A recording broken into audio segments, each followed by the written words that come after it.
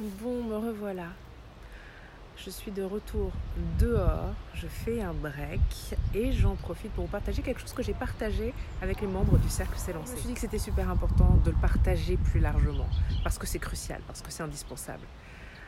Vous le savez maintenant certainement déjà, j'accorde une immense importance au self-care, au fait de prendre du temps pour soi, pour recharger ses batteries, pour se faire du bien, parce que c'est important, c'est indispensable de cultiver une énergie haute pour faire de belles et grandes choses. Et finalement, c'est comme dans les avions, on nous dit bien qu'il faut mettre le masque à oxygène sur soi-même avant de le mettre sur quelqu'un d'autre, avant de s'occuper des autres. Il faut s'occuper de soi prioritairement, c'est crucial.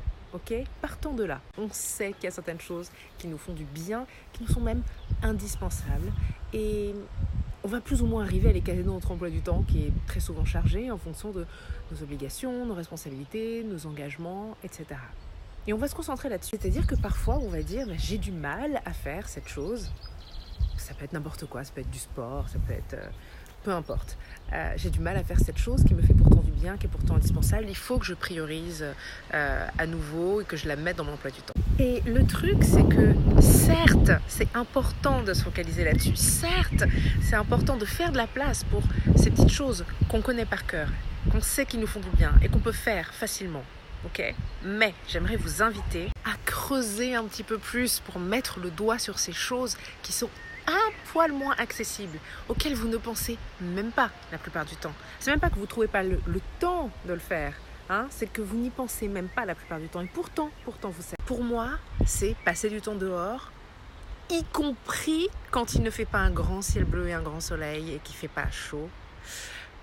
Et c'est plus précisément même aller me balader dehors, même si je vis à la campagne. Bien sûr qu'il y a le sport, bien sûr qu'il y a une bonne alimentation, un bon sommeil, mais ça c'est vraiment un truc qui est un peu moins accessible pour moi parce que ça demande un peu plus de temps, ça demande de m'organiser peut-être un petit peu plus, de faire un petit peu plus. Vous savez quoi ?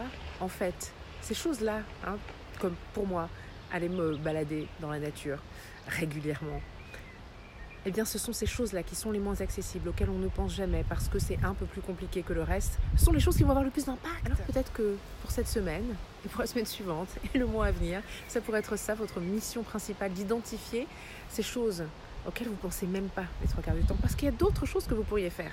Mais ces choses-là ont un impact beaucoup plus grand. Bien sûr, identifier c'est bien, mais c'est pas tout. Il faut ensuite agir. Je vous fais confiance là-dessus. Identifier. Étape 1, agissez. Étape 2,